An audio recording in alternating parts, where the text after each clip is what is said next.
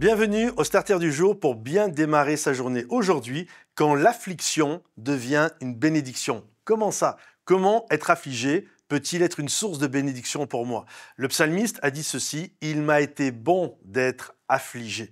Et parfois, être affligé, vivre des situations compliquées, ça produit en nous une bénédiction parce que ça va nous amener plus loin. Par exemple, lorsque le cœur de Pharaon a été endurci, alors il s'est mis à pourchasser le peuple hébreu, qu'il les a conduits devant la mer Rouge, à crier à Dieu, et c'est comme ça qu'ils ont vu la mer Rouge s'ouvrir et aller dans le pays de la bénédiction. Sans cela, peut-être, ils ne se seraient jamais mis en marche. Et parfois, vivre des afflictions, vivre des difficultés, c'est ce qui nous pousse à aller plus loin. Lorsque j'étais beaucoup plus jeune, j'étais vendeur dans un magasin et je suis d'origine sicilienne et mon nom de famille, Martorano, est italien. Et je me souviens, là où je travaillais, j'ai eu un directeur à un moment donné, je ne sais pas pourquoi, est-ce qu'il y a un Italien qui lui a piqué de l'argent, une copine, je ne sais pas, mais il détestait les Italiens. Et à chaque fois qu'il me voyait dans le magasin, c'était quelqu'un qui buvait, entre-temps il était devenu ivrogne, et après le repas, toujours en début de journée, en début d'après-midi, lorsqu'il arrivait,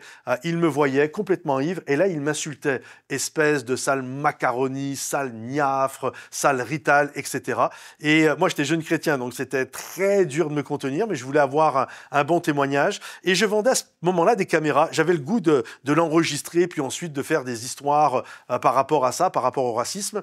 Et puis le Seigneur m'a dit: laisse faire, je m'en occupe. Et puis un jour, il arrive complètement ivre, il fait la même chose. Et il va dans son bureau, et 10 minutes plus tard, je vois le directeur général de toute la région Rhône-Alpes où j'étais, qui avait un nom italien, Zagaroli, donc vous imaginez, il arrive et il va dans son bureau. Et là, le directeur qui m'avait fait toutes ces histoires qui étaient terribles, je ne l'ai plus jamais revu. Et à ce moment-là, en fait, moi, je me projetais dans une carrière, commerce, je voulais acheter des appartements, etc. Mais parce que j'ai vu ça, j'ai remis beaucoup de choses en question. Et c'est cette année-là où finalement, j'ai pris la décision et j'étais à l'école biblique. Et donc, cette affliction, ces choses que j'ai connues. D'ailleurs, cette histoire, j'aurais pu l'utiliser pour dire que c'est pas bon de se venger, Dieu s'occupe de nous. Peut-être c'est le cas de quelques-uns, je vous le dis ce matin. Aujourd'hui, ne vous vengez pas, Dieu s'occupe de toi. Mais l'autre réalité aussi de cette histoire, c'est que d'avoir connu cette galère avec cet homme-là m'a amené à vouloir un changement, et c'est ce qui m'a amené à l'école biblique jusqu'à vous aujourd'hui qui écoutez ce starter. Comprenez-vous? Parce que j'ai été affligé, ça a amené une bénédiction dans ma vie. Sur le moment, on ne le comprend pas. Sur le moment, on entend juste sale rital, sale niafre, on entend juste des choses comme ça.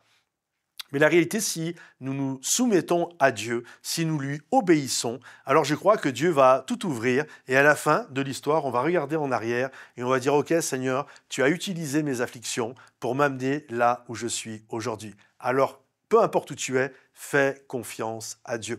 Que le Seigneur te bénisse. Si ce message t'a encouragé, pense à le liker, clique sur le petit pouce sous le lecteur, pense à le partager également pour ceux qui en ont besoin, commenter si tu le désires. À bientôt les amis, bye bye.